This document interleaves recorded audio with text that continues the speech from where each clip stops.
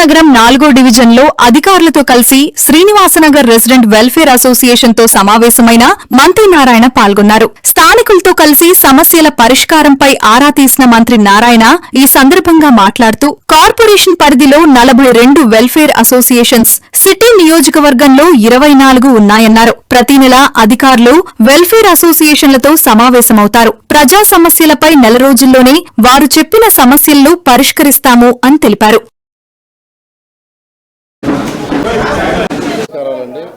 ఈరోజు Srinivasa Nagar resident welfare association ఇప్పుడు నెల్లూరులో మొత్తం 24 టౌన్ మొత్తం కార్పొరేషన్ సిటీలో ఎన్ని ఉన్నాయి?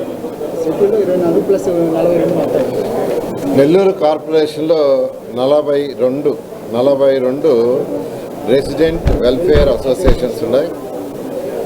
నా యొక్క సిటీలోకి వచ్చేళ్ళకి 24 ఉన్నాయి.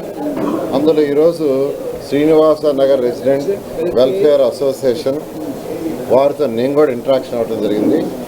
వీళ్ళందరికీ ఒక షెడ్యూల్ ఇచ్చాం. ప్రతి నెల ఒకరోజు మా అధికారులే, ఒక టీమ్ ఆఫ్ అధికారులు, అంటే శానిటేషన్ కావచ్చు, రోడ్స్ కావచ్చు, వాటర్ కావచ్చు, ఎలక్ట్రిసిటీ కావచ్చు, దానికి సంబంధించిన అధికారులు, సచివాలయం స్టాఫ్, అడిషనల్ కమిషనరు, వీళ్ళందరూ ఇక్కడికి వస్తారు. నెలకు ఒక రోజు వస్తారు.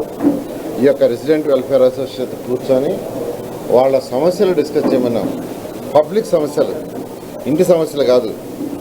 రోడ్డు కావచ్చు, డ్రైన్ కావచ్చు, వాటర్ కావచ్చు, లైట్ కావచ్చు, పార్కు కావచ్చు, స్కూల్ కావచ్చు, హాస్పిటల్ కావచ్చు, టెంపుల్ కావచ్చు, ఏదైనా ప్రభుత్వం చేయాల్సిన పనులకు సంబంధించి డిస్కస్ చేయమన్నాం.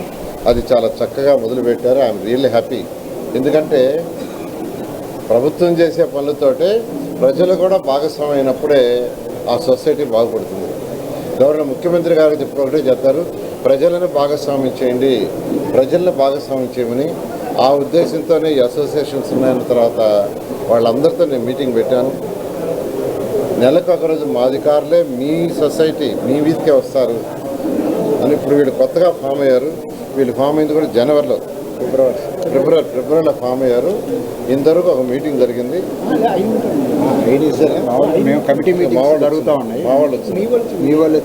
మా వాళ్ళు ఒక మీటింగ్ జరిగింది. దాంట్లో కొన్ని అడిగారు, కొన్ని చేశారు, కొన్ని పెండింగ్ ఉంటే అవి కూడా మరొక 15 రోజుల్లో పూర్తి చేస్తారు.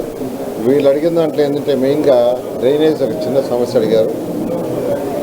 అదేవిధంగా బోర్డ్స్, డైరెక్షన్ రోడ్ బోర్డ్ అడిగారు.